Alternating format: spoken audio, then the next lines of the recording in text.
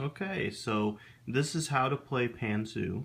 I'm sorry I don't have the best rigging as far as videotaping how to play a certain board game or type, but did want to go ahead and do a how to play video.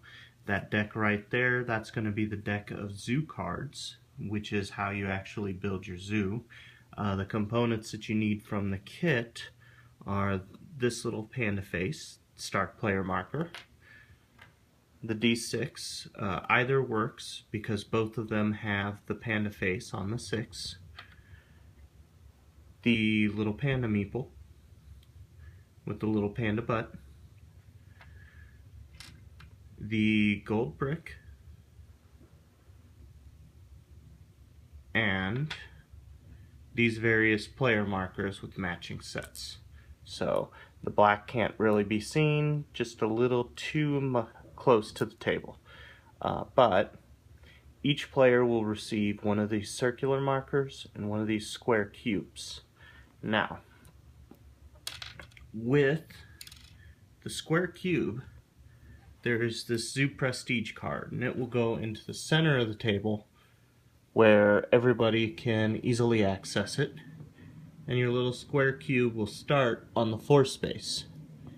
Now at the beginning of the game there's going to be a little bit too many people there to fit onto the floor space, just so long as once you start tracking people's points you make sure that they start from the floor. Next is the investor card. The investor card starts out here as well, and the little gold brick goes in the center.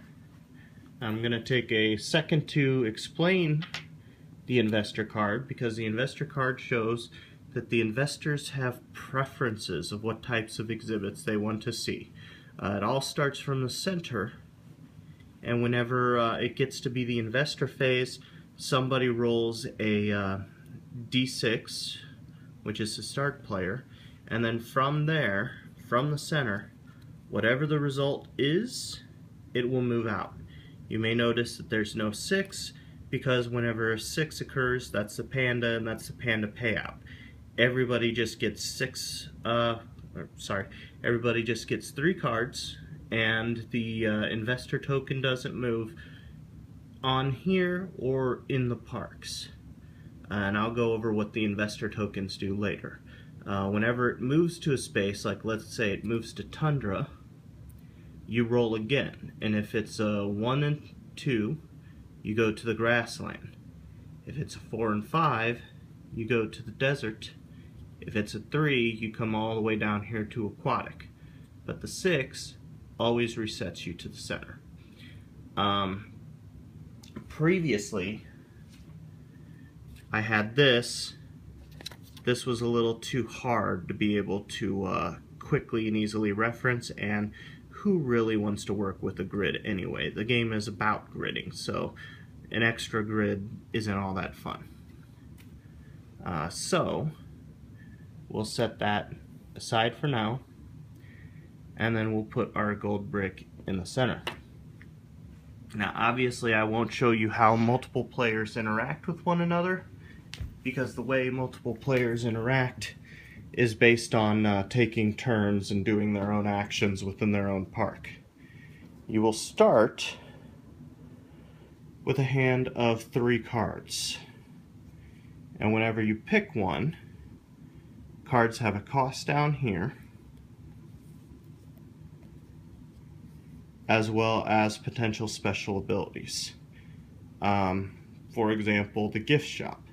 The gift shop at the end of the game, if this is adjacent to one of my largest regions of the same type, at the end of the game it's going to be worth a set number of bonus victory points. So this is a really good one to have, because not only does it do that, but it gives me the panda. And the panda is a whole other set of rules. But for now, I'm going to go ahead and pick this one, discarding this card and placing it down there.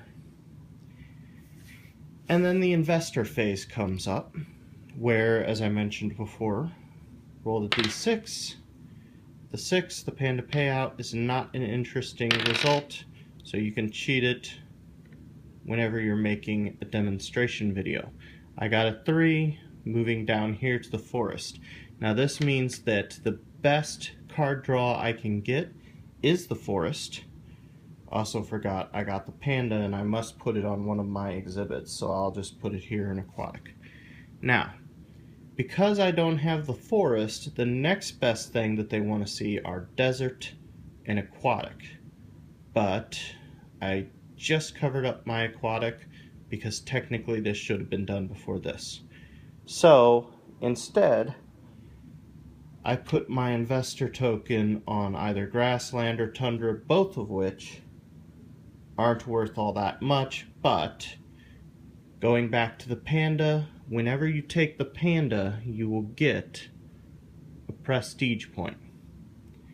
And if you can move the tourist next to the panda, you will get an additional, the investors next to the panda, you will get an additional point. So in other words, I got 2 points out of that action just for taking the panda. Now you do want to go with player order because multiple pandas can be stolen in a single round. So investors, how do I draw cards? If I would have put them on the forest, I could have drawn 3 cards. Desert or aquatic, I could have drawn 2 cards. But instead, I was tundra, which means I draw a single paltry card. Now, these are, once again, okay choices. So what I'm going to do is, this is the best choice I have going into the next round, and I have the option of either building up or building out. Whenever I build up, I build on top of a previous card. Now this costs me 2. I only have 1 card, so I'm going to discard this 1 card, and I can pay a victory point up here to help pay for cards. So, having said that, we're going back to the investor phase, and 3 is rolled again, which means it goes out to the tundra, where I just was, and I absolutely must move my investors to another region because they've seen all this before. So I move over here to the grassland, and this time I draw 2 cards, and I will always have a hand limit of 5. Now, these are not so good for me in any way, because if I build up, not a great idea. So instead I'm going to kind of sabotage to show something. I'm going to build out in this direction with the cost of 3, goodbye card. Now because I already have the panda, I don't get an additional bonus for actually grabbing the panda. Instead, it stays where it currently is. And likewise, whenever I'm moving investors, if I have the panda in a region where I want to move the investors, then too bad. That area is currently set for the panda pen. So, because I had only 1 card, I am once again paying victory points to place that card out. So let's see where the investors go. The investors will come over here to grassland. It is not my day. But I will go ahead and move here to aquatic so I can draw 2 cards, giving me a couple options. Now, this is pretty good because now this has a special building, the courtyard. What the courtyard allows me to do is I can build and connect exhibits through areas that were previously cut off. So, as far as my grassland doesn't do much, but as far as my aquatic area, they can pass through the courtyard and they are connected now. That costs 2, discard, lose a point. I'm doing real fine. I rolled a 4, means it moves up to the tundra, and I'm going to move it to the grassland so I can draw 2 cards. This will continue. I'll go ahead and play through just to get to a natural stopping point on a 4 to 5 player game, which is a grid of 3 stacks by 4. So I will play this card, discard that, and now I'm completely out of points to be able to fudge things. Roll the dice, and it is a 1, which means here it will move to the grassland, but I will move it to the tundra so that I can gain a point as well as draw 2 cards. These cards, not so good. For points of brevity, I'm just going to go ahead and speed up some of this so that I can get directly to how the scoring works.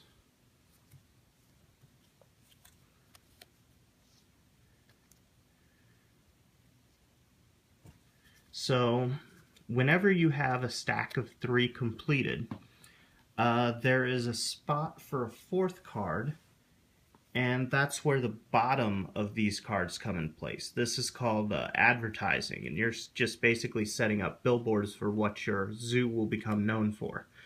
In this case, for each zebra that you have in your park is going to be worth 1 point. That has been rebalanced, so the print and play that you have in your hands is going to have an updated value.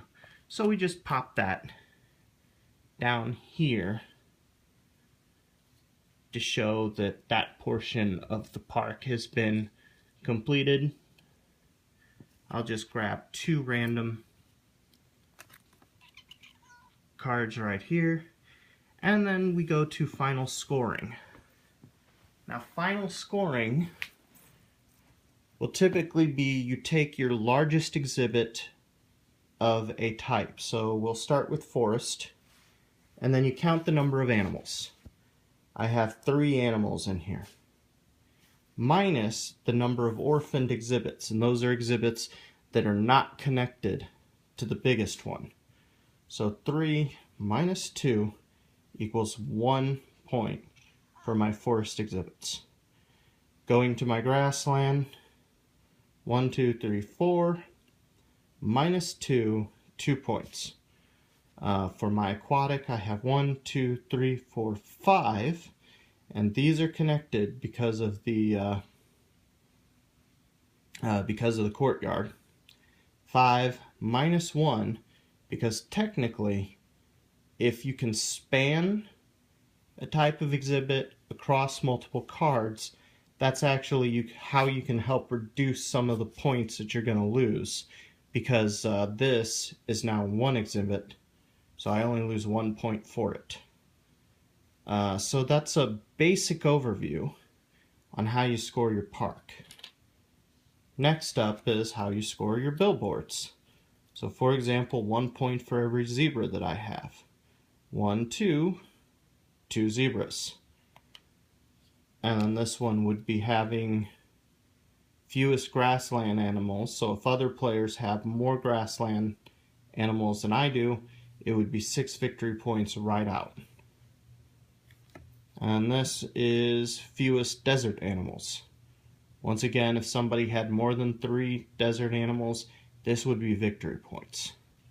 Add those 2 values, plus whatever you're at on the prestige marker, and then that's going to be your victory points for the game. The winner is the person with the highest score, of course, and the tiebreaker is the zoo prestige. Further tiebreakers are just clockwise from the start player marker.